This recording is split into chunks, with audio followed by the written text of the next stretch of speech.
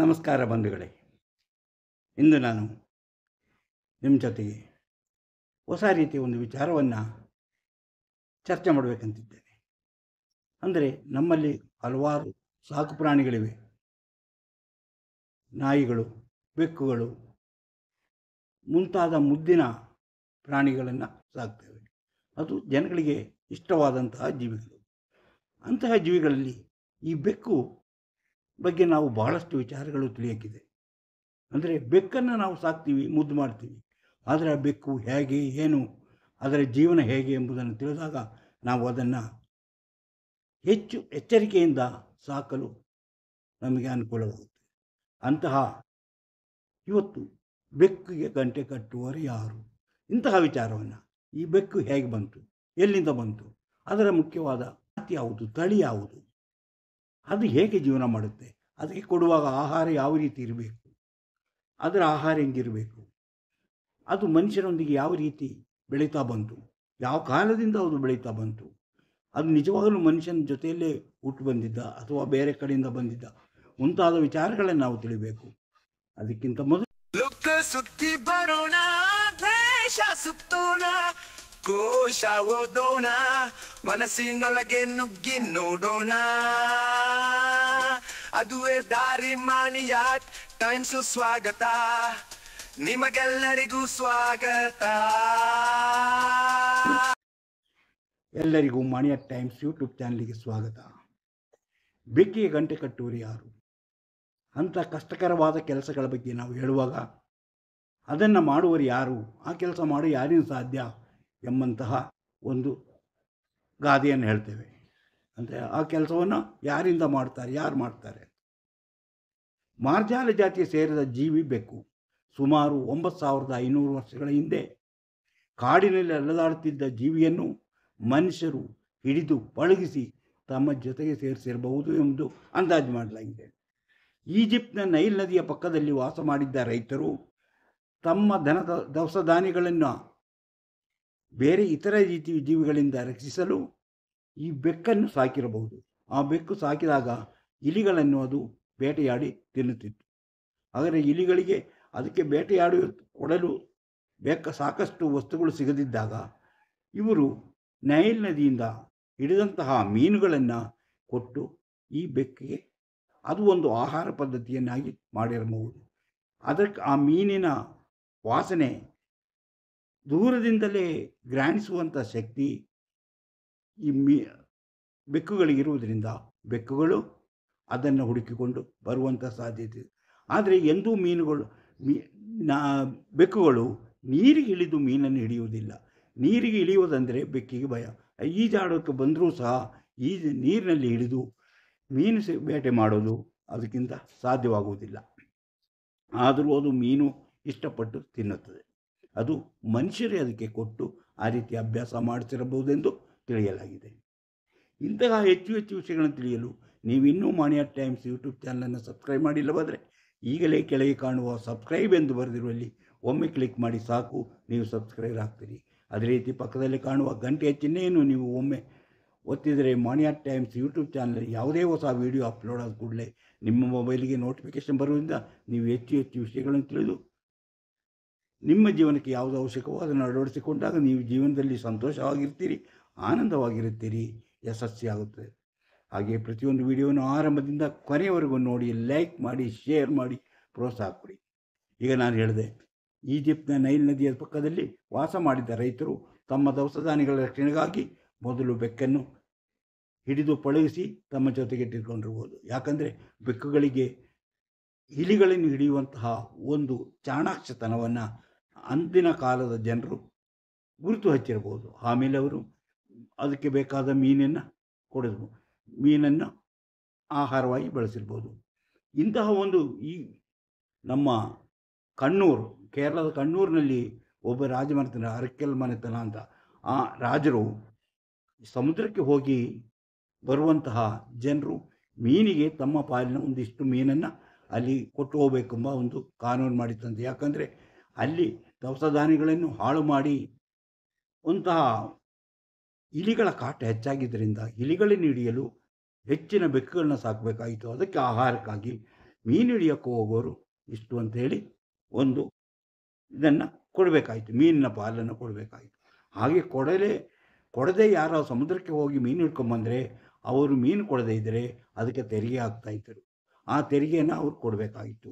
ಇದು ನಮ್ಮ ಕೇರಳದ ಅರಕೆಲ್ ಮನೆತನದ ರಾಜಮನೆತನದವರು ಪಾಲಿಸಿಕೊಂಡು ಬಂದಂಥ ಹಿಂದಿನ ಕಾಲದ ಒಂದು ಕಾನೂನು. ಯಾಕಂದರೆ ಇಲಿಗಳನ್ನು ನಾಶ ಮಾಡಲು ಬೆಕ್ಕಷ್ಟು ಉತ್ತಮವಾದ ವಿಧಾನ ಬೇರೆ ಇಲ್ಲ ಎಂಬುದು ಒಂದು ಕಲ್ಪನೆ ಜನರಲ್ಲಿದೆ. ಈಗ ಬೆಕ್ಕಿನ ವಾಸನೆ ಹಿಡಿಯುವಂಥ ಶಕ್ತಿ ಹೆಚ್ಚು. ಮೀನಿನ ವಾಸನೆಯನ್ನು ಹಿಡಿದು ಹುಡುಕಿಕೊಂಡು ಬರುತ್ತದೆ ಅದು. ಯಾಕಂದರೆ ಮೀನಿನ ವಾಸನೆ ಅದಕ್ಕೆ ಆ ರುಚಿಯಾಗಿ ಗೊತ್ತಾಗುತ್ತೆ. ಕೆಲವರು ಮುದ್ದಿನಿಂದ ಬೆಕ್ಕನ್ನು ಸಾಕುತ್ತಾರೆ, ಆದರೆ ಕೆಲವರಿಗೆ ಬೆಕ್ಕನ್ನು ಕಂಡರೆ ಭಯ. ಆ ಬೆಕ್ಕನ್ನು ಕಂಡರೆ ಭಯ ಬರುತ್ತೆ. ಅದಕ್ಕೇನೇನು ಫಿಲೋರೋಫೋಬಿಯಾ ಅಂತಾರೆ.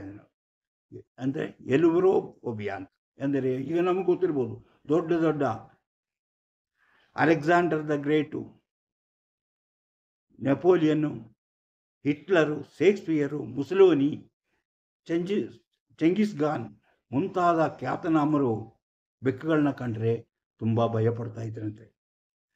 ಬೆಕ್ಕಿನ ಬಗ್ಗೆ ಹಲವು ಗಾದೆಗಳಿವೆ. ಬೆಕ್ಕಿಗೆ ಚೆಲ್ಲಾಟ, ಇಲಿಗೆ ಪ್ರಾಣ ಸಂಕಟ. ಬಿಸಿ ನೀರಿಗೆ ಬಿದ್ದ ಬೆಕ್ಕು ತಣ್ಣೀರು ಕಂಡರೂ ಭಯಪಡುತ್ತದೆ. ಬೆಕ್ಕು ಕಣ್ಣು ಮುಚ್ಚಿ ಹಾಲು ಕುಡಿಯುತ್ತದೆ ಅಂತ ಬೇರೆಯವ್ರಿಗೆ ಗೊತ್ತಾಗೋದಿಲ್ವ? ಹೀಗೆ ಹಲವಾರು ಗಾದೆಗಳು ಈ ಬೆಕ್ಕಿನ ಕುರಿತು ಇದೆ. ಹಾಗಾದರೆ ಯಾಕೆ ಈ ಬೆಕ್ಕಿನ ಕುರಿತು ಹಿಂಗೆ ಬಂತು ಅಂದರೆ, ಬೆಕ್ಕು ಜನಗಳ ಒಡನಾಟ ಹೆಚ್ಚಾಗಿತ್ತು. ಆ ಬೆಕ್ಕುಗಳಲ್ಲಿ ಕಂಡುಬರುವಂಥ ಒಂದೊಂದು ವಿಶೇಷ ಗುಣಗಳನ್ನು ಈ ಗಾದೆ ಮಾತಿನಲ್ಲಿ ಹೇಳಿ ಜನರ ಬದುಕಿನೊಂದಿಗೆ ಅದನ್ನು ಸೇರಿಸಿಕೊಂಡು ಜನರು ತಮ್ಮ ಜೀವನದಲ್ಲಿ ಗಾದೆ ಮಾತುಗಳನ್ನಾಗಿ ಬಳಸಲಾರಂಭಿಸಿದರು.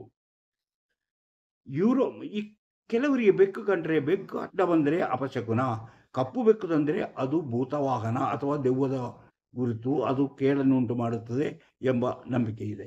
ಆದರೆ ಯುರೋಪಿನಲ್ಲಿ ಕೆಲವರಿಗೆ ಕಪ್ಪು ಬೆಕ್ಕು ಅಂದರೆ ಅದು ಅದೃಷ್ಟ ಸೂಚಕ ಎಂಬ ನಂಬಿಕೆ ಇದೆ. ಅಂದರೆ ಒಂದೊಂದು ಕಡೆ ಒಂದೊಂದು ರೀತಿಯ ನಂಬಿಕೆಗಳು. ಆದರೆ ಕಪ್ಪು ಬೆಕ್ಕು ನಮ್ಮ ಭಾರತದಲ್ಲಿ ಅಡ್ಡ ಬಂದರೆ ಅಪಘಾತ ಆಗುತ್ತೆ ಅಥವಾ ನಮ್ಮ ಹೋಗೋ ಕೆಲಸ ಆಗೋದಿಲ್ಲ ಮುಂತಾದಂತಹ ಒಂದು ನಂಬಿಕೆ ಬೆಳೆದು ಬಂದಿದೆ. ಆದರೆ ಈ ಬೆಕ್ಕನ್ನು ಪಳಗಿಸಿ ಅದನ್ನು ತಮ್ಮ ಉಪಯೋಗಕ್ಕೆ ತಕ್ಕಂತೆ ಬಳಸಿಕೊಂಡರೂ ಈಗ ಅದರಲ್ಲಿ ಹಲವಾರು ತಳಿಗಳಿವೆ. ಆ ತಳಿಗಳಲ್ಲಿ ಹೆಚ್ಚು ಬೆಲೆ ಬಾಳುವಂತಹ ತಳಿಯೂ ಇದೆ. ಅಂದರೆ ಜನಗಳ ಬೇಡಿಕೆ ಅನುಸರಿಸಿ, ಜನಗಳಿಗೆ ಬೆಕ್ಕಿನ ಮೇಲೆ ಇರುವಂಥ ಪ್ರೀತಿಗೆ ಅನುಸರಿಸಿ ಅದಕ್ಕೆ ಬೆಲೆ ಹೆಚ್ಚಾಗ್ತಾ ಹೋಗುತ್ತೆ. ಹಲವಾರು ರೀತಿಯ ಬೆಕ್ಕುಗಳನ್ನು ನಾವು ನೋಡ್ಬೋದು. ಅಂದರೆ ಈ ಬೆಕ್ಕು ನಾವು ಎಷ್ಟೇ ಮುದ್ದು ಕೊಡಿ ಅಥವಾ ದುಡ್ಡು ಕೊಟ್ಟು ಸಾಕಿದರೂ ಸುಮಾರು 12ರಿಂದ 16 ವರ್ಷಗಳವರೆಗೆ ಅದು ಬದುಕಿರುತ್ತೆ. ಅದಷ್ಟೇ ಅದರ ಜೀವಿತಾವಧಿ ಅಂತ ಗೊತ್ತಾಗಿದೆ. ಈ ನೋಡಿ, ನಾವು ಕಪ್ಪು ಬೆಕ್ಕು ಅಂತ ಹೇಳ್ತೇವೆ. ಕಪ್ಪು ಬೆಕ್ಕನ್ನು ನಾವು ಅಂದರೆ ನೋಡಿ, ಅದನ್ನು ಏನಂತಾರೆ, ಅದು ಕೆಲವು ಭದ್ರತಾ ಸಿಬ್ಬಂದಿಗೆ ಅದಕ್ಕೆ ನಾವು ಕ್ಯಾಟ್ ಅಂತ ಹೇಳ್ತೀವಿ, ಬ್ಲ್ಯಾಕ್ ಕ್ಯಾಟ್ ಅಂತೀವಿ. ಯಾಕೆ ಬ್ಲ್ಯಾಕ್ ಕ್ಯಾಟ್ ಅಂತೀವಿ? ಬ್ಲ್ಯಾಕ್ ಕ್ಯಾಟ್ ಅಷ್ಟೊಂದು ಗುರಿ ಸರಿಯಾಗಿರುತ್ತೆ ಅಂತ, ಅದವರು ಸ್ಪೆಷಲ್ ಟ್ರೈನಿಂಗ್ ಬರೋದಂತ, ತರಬೇತಿ ಪಡೆದಂತಹ, ಎಂತಹ ಕಷ್ಟ ಸ್ಥಿತಿಯಲ್ಲೂ ಮುನ್ನುಗ್ಗಿ ಅವರು ರಕ್ಷಣೆಯನ್ನು ಮಾಡುವಂತಹ ಒಂದು ಚಾಕಚಕ್ಯತೆ ಅಂತಹ ಒಂದು ಆ ಭದ್ರತಾ ಸಿಬ್ಬಂದಿಗಿರುತ್ತದೆ. ಅಂತಹ ಸಿಬ್ಬಂದಿಯನ್ನು ಬ್ಲ್ಯಾಕ್ ಕ್ಯಾಟ್ ಅಂತೀವಿ. ಆಮೇಲೆ ಇನ್ನೊಂದು ಕ್ಯಾಟ್ ವಾಕಿಂಗ್ ಅಂತ ನೀವು ಫ್ಯಾಷನ್ ಪೆರೇಡ್ಗಳಲ್ಲಿ ಕ್ಯಾಶ್ ಆ್ಯಂಡ್ ವಾಕಿಂಗ್. ಯಾಕಂದರೆ ಬೆಕ್ಕು ಒಂದು ಹೆಜ್ಜೆ ಮೇಲೆ ಇಟ್ಟು ಆ ಹೆಜ್ಜೆಯಲ್ಲೇ ಮತ್ತೊಂದು ಹೆಜ್ಜೆನ ಇಟ್ಟು ಹೋಗೋದು. ಅಂದರೆ ಎರಡು ಕಾಲಿಂದ ಒಂದೇ ಥರ ಹೆಜ್ಜೆ, ಇನ್ನೊಂದು ಕಾಲಿನ ಅದೇ ಥರ ನಡೆಯುವಂತಹ ನಡಿಗೆ ಕ್ಯಾಟ್ ವಾಕ್ ಅಂತ ನಾವು ಹೇಳ್ತೇವೆ. ಹಾಗೆ ಈ ಬೆಕ್ಕಿಗೆ ಒಂದು ವರದಾನ ಇದೆ. ಅದು ಏನಂದು ಗೊತ್ತಾ? ಈ ಕೆಲವು ಜೀವಿಗಳಲ್ಲಿ, ಈ ಇಲಿಗಳಲ್ಲಿರ್ಬೋದು ಅಥವಾ ಈ ಅಳಿಲುಗಳಲ್ಲಿರ್ಬೋದು, ಅವುಗಳ ಮೆದುಳಿನಲ್ಲಿ ಒಂದು ರೀತಿಯ ಒಂದು ಪರಾವಲಂಬಿ ಜೀವಿ ಇರುತ್ತದೆ. ಅದು ಅಲ್ಲಿ ಬೆಳೆಯೋದಿಲ್ಲ, ಅದು ಸಂತಾನೋತ್ಪತ್ತಿ ಆಗೋದಿಲ್ಲ. ಆ ಸಂತಾನೋತ್ಪತ್ತಿ ಆಗಬೇಕಾದ್ರೆ ಅದು ಈ ಬೆಕ್ಕುಗಳ ಆಂತರಿಕ ಅವಯಗಳಲ್ಲಿ ಸೇರಬೇಕು. ಆವಾಗ ಅದು ಹೆಚ್ಚು ವಂಶಾಭಿವೃದ್ಧಿ ಆಗ್ತಾ ಹೋಗುತ್ತೆ. ಹಾಗೆ ಇದು ಇಲಿ ಅಳಿಲುಗಳ ಮೆದುಳಿಗೆ ಸೇರ್ಕೊಂಡ್ಬಿಟ್ರೆ ಈ ಪರಾವಲಂಬಿ ಅಂದರೆ ಪ್ರೋಟೋಸಾಮ ಅಂತ ಅದ್ರ ಹೆಸರು. ಆ ಪ್ರೋಟೋಸಾಮ ಬಂದರೆ ಅದು ಒಂಥರ ರೋಗ, ಅದು ರೋಗ ಬರುತ್ತೆ, ಮನುಷ್ಯರಿಗೂ ಬಂದುಬಿಟ್ರೆ ಮನುಷ್ಯರಿಗೂ ಕಷ್ಟನೇ. ಅದು ಪ್ರೋಟೋಸಾಮ ಅನ್ನೋ ಒಂದು ಪರಾವಲಂಬಿ. ಅದರಿಂದ ಬೆಕ್ಕಿನಲ್ಲಿ ಅದು ಬೆಳೆದಿದ್ದರಿಂದ ಅದು ಇಲಿಗಳಲ್ಲಿ ಅದು ಇದ್ದಾಗ ಆ ಇಲಿಗಳಿಗೆ ಬೆಕ್ಕಿನ ಬಗ್ಗೆ ಇರುವಂಥ ಭಯ, ಬೆಕ್ಕಿನ ಪ್ರತಿಯೊಂದು ಭಯವನ್ನು ಉಂಟು ಮಾಡುತ್ತೆ. ಆ ರೀತಿ ಭಯದಿಂದ ಅವು ಭಯ ಇಲ್ಲದೆ ಬೆಕ್ಕುಗಳು ಓಡಾಡುವ ಜಾಗಕ್ಕೆ ಬರುತ್ತದೆ. ಬೆಕ್ಕುಗಳು ಅವಳನ್ನ ಸುಲಭವಾಗಿ ಹಿಡಿದು ತಿನ್ನುತ್ತವೆ. ಇದು ಒಂದು ಆ ಬೆಕ್ಕಿಗಿರುವ ಒಂದು ವರದಾನ ಅಂತ ಹೇಳ್ಬೋದು. ಇದನ್ನು ಅಳಿಲುಗಳನ್ನು ಸುಲಭವಾಗಿ ಇಳಿಯಲು ಬೆಕ್ಕುಗಳಿಗೆ ಇರುವಂತಹ ಇಂತಹ ಒಂದು ಶಕ್ತಿ, ಇಂತಹ ಒಂದು ಜಾಣತನ ಬರುವುದು ಈ ಪ್ರೋಟೋಸಾಮ ಎಂಬ ಒಂದು ಪರಾವಲಂಬಿ ಜೀವಿ. ಹೀಗೆ ನೋಡಿ, ಬೆಕ್ಕು ನಿಮ್ಗೆ ಗೊತ್ತಿದೆ, ಬೆಕ್ಕು ಹುಲಿಯ ಜಾತಿಗೆ ಸೇರಿದ್ದು. ಅಂದರೆ ಬೆಕ್ಕನ್ನು ನಾವು ನೋಡಿದ ಅದು ಸಾಕಿದ್ದು, ಅದು ಕಾಡಿನಲ್ಲಿ ಇದ್ದಿದ್ದು. ಆದರೆ ಕಾಡು ಬೆಕ್ಕಾಗಿದ್ದನ್ನು ಹಿಡಿದುಕೊಂಡ್ಬಂದು ಮನುಷ್ಯ ಅದನ್ನು ಪಳಗಿಸಿ ಇಟ್ಕೊಂಡು ಮನುಷ್ಯ. ಆದರೆ ಈ ಬೆಕ್ಕು ಮನೆಯಲ್ಲಿರುವುದಕ್ಕಿಂತ ಹೊರಗೆ ಇರುವುದೇ ಹೆಚ್ಚು ಇಷ್ಟಪಡುತ್ತೆ, ಹರಿದಾಡ್ಕೊಂಡ್ಬರುತ್ತೆ. ಆದರೂ ಮನೆಯಲ್ಲಿ ಬಂದು ಜನರ ಅನ್ನು ಪ್ರೀತಿ ಮಾಡುತ್ತೆ. ಅದಕ್ಕೆ ಗೊತ್ತಿದೆ, ಅದರ ಪಂಜಗಳು ಗೊತ್ತು. ಆ ಪಂಜಗಳು ಹಾಗೆ ಹುಲಿಯ ಪಂಜಗಳ ಥರನೇ. ಅದರ ನೋಟ, ಅದರ ಚಲನೆ, ಅದು ಪ್ರಾಣಿಗಳನ್ನು ಬೇಟೆಯಾಡಿ, ಅಂದರೆ ಸಣ್ಣ ಸಣ್ಣ ಪ್ರಾಣಿಗಳನ್ನ, ಅದರಲ್ಲೂ ಇಲಿಗಳನ್ನೆಲ್ಲ ಬೇಟೆಯಾಗಿ ಅದನ್ನು ಚೆಲ್ಲಾಟ ಆಡಿ ಅದನ್ನು ಕೊಂದು ತಿನ್ನುವುದು ಒಂದು ಅಭ್ಯಾಸ. ಹುಲಿಗಳಲ್ಲೂ ಅಂತಹ ಒಂದು ಚೆಲ್ಲಾಟವನ್ನು ನಾವು ನೋಡಬಹುದು. ಅಂದರೆ ಹುಲಿಯಂತಹ ಒಂದು ಜೀವಿ. ಹೌದು, ಬೆಕ್ಕು ಹುಲಿಯಂತಹ ಮಾರ್ಜಾಲ ಜಾತಿಗೆ ಸೇರಿದಂತಹ ಒಂದು ಜೀವಿ. ಅದಕ್ಕಾಗಿ ಅದನ್ನು ತಿಳಿಯಕ್ಕಾಗಿ ಅದರ DNA, ಬೆಕ್ಕು ಮತ್ತು ಹುಲಿಯ DNAಗಳನ್ನು ಪರಿಶೀಲಿಸಿದಾಗ ಅವುಗಳ ಜೀನ್ಸ್ಗಳಲ್ಲಿ 95.6 ಅಂದರೆ 95.6ರಷ್ಟು ಹೋಲಿಕೆ ಕಂಡುಬಂದಿದೆ. ಆದ್ದರಿಂದ ಇದು ಹುಲಿಯ ಜಾತಿಗೆ ಸೇರಿದ್ದು, ಹುಲಿಯ ಜಾತಿ ಸೇರಿದಂಥ ಒಂದು ಚಿಕ್ಕ ಜೀವಿ ಅಂತ ಹೇಳ್ಬೋದು. ಅಂದರೆ ಈ ಬೆಕ್ಕುಗಳಿಗೆ ನಿದ್ರೆ ಹೆಚ್ಚು. ಪರಿಸರ ಮತ್ತು ಆಹಾರ ಉತ್ತಮವಾಗಿದ್ದರೆ, ಪರಿಸರ ಮತ್ತು ಆಹಾರ ತಿಂದು ಹೊಟ್ಟೆ ತುಂಬಿದ್ದರೆ, ಆ ಪರಿಸರ ಚೆನ್ನಾಗಿದ್ದರೆ ಅವು ದಿನದಲ್ಲಿ 20 ಗಂಟೆಗಳ ಕಾಲ ನಿದ್ರೆ ಮಾಡುತ್ತದೆ. ಇದರಲ್ಲಿ ಇವು ಎಚ್ಚರವಾಗಿರುವಾಗ 1/3 ಸಮಯವನ್ನು ತನ್ನ ಮೈಯನ್ನು, ತನ್ನ ಕೂದಲನ್ನು, ತನ್ನ ಮುಖವನ್ನು ಶುಚಿ ಮಾಡಿಟ್ಟುಕೊಳ್ಳಲು ಬಳಸುತ್ತದಂತೆ. ಆದರೆ ಈ ಬೆಕ್ಕಿಗೆ ಸಿಹಿಯ ರುಚಿ ತಿಳಿಯುವ ಶಕ್ತಿ ಇಲ್ಲ. ಅದರ ರಸಗ್ರಂಥಿಗಳು ಬಹಳ ವಿಶೇಷವಾದ ರೀತಿಯಲ್ಲಿದೆ. ಆ ರೀತಿಯಾಗಿ ತನ್ನ ದೇಹದ ತಾಪಮಾನ 36 ಅಥವಾ 38 ಡಿಗ್ರಿಯಷ್ಟು ಇರುತ್ತದೆ. ಆ ದೇಹ ಆ ಉಷ್ಣತೆಯಲ್ಲಿರುವಂಥ, ಆ ತಾಪಮಾನದಲ್ಲಿರುವ ಆಹಾರವನ್ನು ತಿನ್ನಲು ಹೆಚ್ಚು ಇಷ್ಟಪಡುತ್ತದೆ. ತನ್ನ ದೇಹದ ತಾಪಮಾನದ ಅಷ್ಟು ತಾಪಮಾನದಿಂದ ಕೂಡಿದ ಆಹಾರವನ್ನು ಅದು ಇಷ್ಟಪಟ್ಟು ತಿನ್ನುತ್ತದೆ. ಆದರೆ ಬೇರೆ ಇತರೆ ಮಾಂಸ, ಮೀನು ಇಂತಹ ಆಹಾರಗಳು ಭಾಳ ಇಷ್ಟಪಟ್ಟು ತಿನ್ನುವಂಥ ಆಹಾರಗಳಾಗಿವೆ. ಅಂದರೆ ಯಾವುದೇ ಒಂದು ಜೀವಿಯ ಮಾಂಸ ಬಿಸಿಯಾಗಿರುವಾಗಲೇ ಅಥವಾ ಅದು ಫ್ರೆಶ್ ಆಗಿರುವಾಗಲೇ ತಿನ್ನಬೇಕು. ಇಲ್ಲದಿದ್ದರೆ ರೋಗಗಳು ಹರಡುತ್ತದೆ, ರೋಗಗಳು ಬರ್ಬೋದು. ಅದರಲ್ಲಿ ಬೇರೆ ರೀತಿಯ ಬ್ಯಾಕ್ಟೀರಿಯಾಗಳು ಬೆಳೆಯುತ್ತದೆ. ಅದರಿಂದ ನಮ್ಮ ಆರೋಗ್ಯ ತೊಂದರೆ ಆಗುವಂಥ ಒಂದು ಕಾಳಜಿಯೂ ಕೂಡ ಬೆಕ್ಕುಗಳ ಈ ಆಹಾರ ಕ್ರಮದಲ್ಲಿ ಇರಬಹುದು ಎಂದು ತಿಳಿಯಲಾಗಿದೆ. ಹಾಗೆ ಅದರ ನಾಲಿಗೆ ತನ್ನ ಮೈಯನ್ನು ಶುಚಿ ಮಾಡಲು, ತನ್ನ ಕೂದಲನ್ನು ಶುಚಿ ಮಾಡಲು ಬಳಸುವಂಥ ಅದು ನಕ್ಕುತ್ತದೆ. ಅದರಲ್ಲಿ ಒರಟಾದಂತಹ ಗಟ್ಟಿಯಾದ ಅಂಶ ಇರುವಂತಹ ಒಂದು ಗಟ್ಟಿಯಾದ ಭಾಗ ಇರುವುದರಿಂದ ಅದು ತನ್ನ ಮಾಂಸವನ್ನು ಚಿಕ್ಕ ಚಿಕ್ಕ ತುಂಡುಗಳನ್ನು, ಮಾಂಸದ ಅಥವಾ ಆಹಾರ ತುಂಡುಗಳನ್ನು ಎಳೆದು ತಿಂದು ಒಳಗೆ ಹಾಕೋದು ಹೆಚ್ಚು ಸುಲಭವಾಗುತ್ತದೆ. ಅಂದರೆ ಈ ಹರಿತವಾದಂಥ ಒಂಥರ ಒರಟಾಗಿರುತ್ತೆ. ನಾವು ಈ ಉಜ್ಜುವಂಥ ಉಜ್ಜು ಪೇಪರ್ ಇದೆಯಲ್ಲ, ಮರಗಳನ್ನು ಉಜ್ಜುವಂಥ ಪೇಪರ್, ಅಂತಹ ಒಂಥರ ಹೊರಟಾಗಿರುವಂತಹ ನಾಲಿಗೆಯಿಂದಾಗಿ ಅವು ತಮ್ಮ ಆಹಾರವನ್ನು ಎಳೆದು ತಿನ್ನಲು ಅಥವಾ ಮೈಯನ್ನು ನಕ್ಕಲು ಅದಕ್ಕೆ ಹೆಚ್ಚಿನ ಅನುಕೂಲವಾಗುತ್ತದೆ. ಅದು ತುಂಬ ಗಟ್ಟಿಯಾದಂಥದ್ದು. ಇದು ನಾವು ಈಜಿಪ್ಟಿನಲ್ಲಿ ಮೊದಲ ಬಾರಿಗೆ ನಾವು ಬೆಕ್ಕುಗಳನ್ನು ಸಾಕಿರಬಹುದು, ಅಲ್ಲಿ ಇರುವಂಥ ಬೆಕ್ಕುಗಳನ್ನ ಸಾಕಿರಬಹುದು. ಆದರೆ ಅದಕ್ಕಿಂತ ದೊಡ್ಡದು ಸೈಪ್ರಸ್ನಲ್ಲಿ ಸುಮಾರು 9500 ವರ್ಷಗಳ ಹಿಂದೆ ಬದುಕಿದ್ದ ಮಾನವರ ಒಬ್ಬ ಮನುಷ್ಯನ ಅಸ್ಥಿಪಂಜರ ಮತ್ತು ಅದರ ಜೊತೆಗೆ ಒಂದು ಬೆಕ್ಕಿನ ಅಸ್ಥಿಪಂಜರವು ಇರುವುದನ್ನು ಪತ್ತೆ ಮಾಡಲಾಗಿದೆ.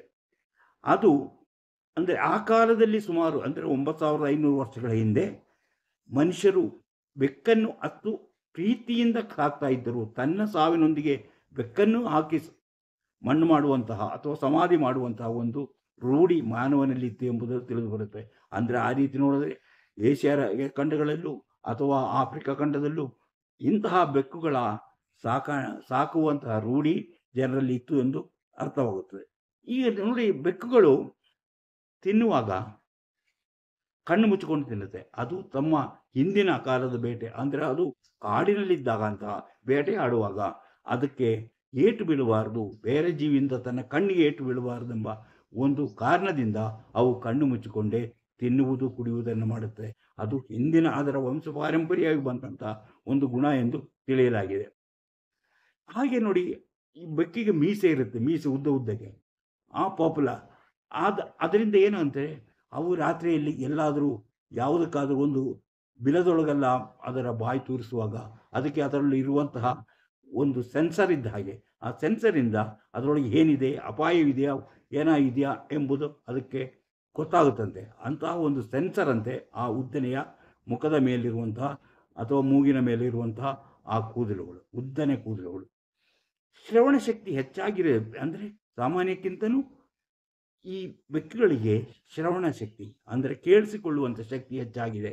ಆದರೆ ಎದೆಯ ಬಡಿತ 140ರಿಂದ 220 ಅಂದರೆ ಮಾನವರ ಎದೆಯ ಬಡಿತಕ್ಕಿಂತ 2 ಪಟ್ಟು ಇರುತ್ತದೆ.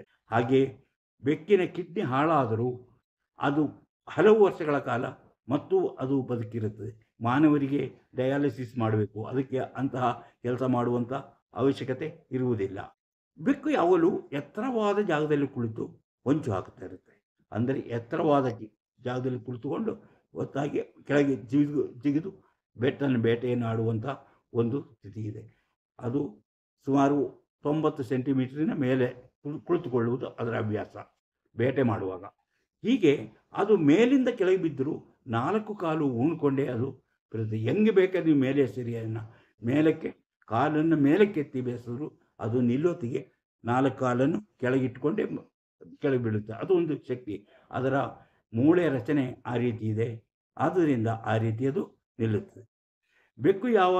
ಬೆಕ್ಕುನಲ್ಲಿ ಹಲವು ತಳಿಗಳಿವೆ, ಹೊಸ ತಳಿಗಳು ಹುಟ್ಟುತ್ತಾನೆ ಇವೆ, ಹಾಗೆ ಹೆಚ್ಚು ಬೆಲೆಯ ತಳಿಗಳು ಇವೆ. ಈ ರೀತಿ ಬೆಕ್ಕಿನ ಬಗ್ಗೆ ನಾವು ತಿಳಿಯುವಾಗ ಹಲವಾರು ರೀತಿಯ ವಿಷಯಗಳು ನಮಗೆ ತಿಳಿಯುತ್ತೆ. ಬೆಕ್ಕು ಕಾಡು ಬೇಕಾಗಿತ್ತು, ಅದನ್ನು ಪಳಗಿಸಿದ್ದು ಅದು ಇಲಿಗಳನ್ನು ಬೇಟೆಯಾಡಲು, ಇಲಿಗಳನ್ನು ಮನುಷ್ಯರ ದವಸ ಧಾನ್ಯಗಳನ್ನು ರಕ್ಷಣೆಗಾಗಿ, ಇಲಿಗಳಿಂದ ರಕ್ಷಣೆಗಾಗಿ ಬೆಕ್ಕನ್ನು ಸಾಕಿದ್ದ. ಆಮೇಲೆ ಅದನ್ನು ಮುದ್ದು ಪ್ರಾಣಿಯಾಗಿ, ಮುದ್ದು ಜೀವಿಯಾಗಿ ಅದನ್ನು ಸಾಕ್ತಿದ್ದಾರೆ. ಈಗ ಹೆಚ್ಚಿಗೆ ಜನರು, ನಾಯಿಗಿಂತಲೂ ಹೆಚ್ಚಿಗೆ ಜನರು ಬೆಕ್ಕನ್ನು ಸಾಕುವಂಥ ಹವ್ಯಾಸವನ್ನು ಇಟ್ಕೊಂಡಿದ್ದಾರೆ. ಅಂದರೆ ಅದು ಒಂದು ಮಾನವರ ಜೊತೆ ಬದುಕುತ್ತಿರುವ ಒಂದು ಮುದ್ದಿನ ಜೀವಿಯಾಗಿದೆ. ಅದರ ಕೂದಲನ್ನು ಅದು ಕ್ಲೀನ್ ಮಾಡ್ತಾ ಇರುತ್ತೆ. ಅದರ ಕೂದಲು ಅದರ ಹೊಟ್ಟೆಯೊಳಗೆ ಹೋದರೂ ಅದಕ್ಕೆ ಏನು ತೊಂದರೆ ಆಗೋದಿಲ್ಲ. ಯಾಕಂದರೆ ಅದು ತುಂಬ ಕೂದಲನ್ನು ಅದು ನಕ್ಕಿ ಹೊಟ್ಟೆಗೆ ಸೇರಿಸುತ್ತೆ. ಅದು ಅದನ್ನು ಕ್ಲೀನ್ ಮಾಡುವಂಥ ಕೆಲಸ. ಅಂದರೆ ಅವು ಕ್ಲೀನ್ ಆಗಿರ್ಬೇಕು, ತನ್ನ ಹತ್ತಿರದಲ್ಲಿರುವ ಮನುಷ್ಯನನ್ನು ಅದು ಕ್ಲೀನ್ ಮಾಡಿರುವಂತೆ ನೋಡಿಕೊಳ್ಳುತ್ತೆ. ಹಾಗೆಯೇ ಅದು ತಾನು ಉಚ್ಚ ಒಯ್ದರೆ ಅದನ್ನು ಮೂತ್ರ ವಿಸರ್ಜನೆ ಮಾಡಿದರೆ, ಇಲ್ಲವೇ ಅದು ಮಲ ವಿಸರ್ಜನೆ ಮಾಡಿದರೆ ಅದನ್ನು ಮುಚ್ಚಿ ಇಡುವಂತಹ ಸಾಧನೆ ಅದು ಅದರ ಹವ್ಯಾಸ. ಯಾಕಂದರೆ ಅದರ ಒಂದು ಪರಿಧಿ, ಆ ಪರಿಧಿಯೊಳಗೆ ಯಾವುದೇ ಬಂದರೂ ಗೊತ್ತಾಗಲಿ ಅನ್ನೋದು, ತನಗೆ ತನ್ನ ಪರಿಧಿಯೊಳಗೆ ಯಾವುದು ಬರುತ್ತೆ ಅಂತ. ಹಾಗೆಯೇ ಮರವನ್ನು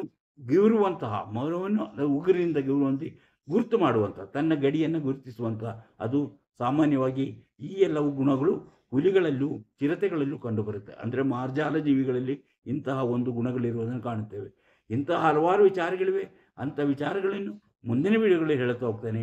ಇವತ್ತು ನಾವು ಇಲಿಯ ಬಗ್ಗೆ ಹೇಳಿದ್ವಿ, ಇಲಿಯನ್ನು ಹಿಡಿಯುವಂತಹ ಬೆಕ್ಕಿನ ಬಗ್ಗೆ ಹೇಳಿದ್ವಿ. ಮುಂದೆ ಇಲಿಯ ಬಗ್ಗೆಯೂ ಹೇಳೋಣ, ಎಲ್ಲ ಜೀವಿಗಳ ಬಗ್ಗೆಯೂ ಹೇಳಬಹುದು. ಇದು ನಿಮಗೆ ಇಷ್ಟವಾದರೆ ಈಗಲೇ ಇದನ್ನು ಲೈಕ್ ಮಾಡಿ, ಶೇರ್ ಮಾಡಿ, ಪ್ರೋತ್ಸಾಹ ಕೊಡಿ. ಇನ್ನೂ ನೀವು ಮಾಣಿಯಾಕ್ ಟೈಮ್ಸ್ ಯೂಟ್ಯೂಬ್ ಚಾನಲನ್ನು ಸಬ್ಸ್ಕ್ರೈಬ್ ಮಾಡಿಲ್ಲವಾದರೆ ಈಗಲೇ ಕೆಳಗೆ ಕಾಣುವ ಸಬ್ಸ್ಕ್ರೈಬ್ ಎಂದು ಬರೆದಿರುವುದು ಒಮ್ಮೆ ಕ್ಲಿಕ್ ಮಾಡಿ ಸಾಕು, ನೀವು ಸಬ್ಸ್ಕ್ರೈಬ್ ಆಗ್ತೀರಿ. ಅದೇ ರೀತಿ ಪಕ್ಕದಲ್ಲಿ ಕಾಣುವ ಗಂಟೆ ಚಿಹ್ನೆಯನ್ನು ಒಮ್ಮೆ ಕ್ಲಿಕ್ ಮಾಡಿದರೆ ಮಾಣಿಯಾಕ್ ಟೈಮ್ಸ್ ಯೂಟ್ಯೂಬ್ ಚಾನಲ್ ಯಾವುದೇ ಹೊಸ ವೀಡಿಯೋ ಅಪ್ಲೋಡ್ ಆದ ಕೂಡಲೇ ನಿಮ್ಮ ಮೊಬೈಲಿಗೆ ನೋಟಿಫಿಕೇಶನ್ ಬರುವುದರಿಂದ ನಿಮಗೆ ಎಲ್ಲ ವಿಡಿಯೋ ನೋಡಲು ಸಾಧ್ಯವಾಗುತ್ತದೆ. ಇವತ್ತು ನನ್ನ ಧ್ವನಿ ಸ್ವಲ್ಪ ಸರಿ ಇಲ್ಲದೆ ಇರೋದರಿಂದ ನಾನು ಹೇಳುವುದು ಸ್ವಲ್ಪ ಕಷ್ಟ ಆಗ್ಬೋದು. ಆದ್ದರಿಂದ ನಾನು ಇದನ್ನು ಇಲ್ಲಿಗೆ ನಿಲ್ಲಿಸ್ತಿದ್ದೇನೆ. ಮತ್ತೊಂದು ವಿಡಿಯೋದಲ್ಲಿ ಮತ್ತೆ ಬರುತ್ತೇನೆ. ಇಷ್ಟು ಹೊತ್ತು ಈ ವಿಡಿಯೋ ನೋಡಿದ ನಿಮಗೆಲ್ಲರಿಗೂ ಧನ್ಯವಾದ.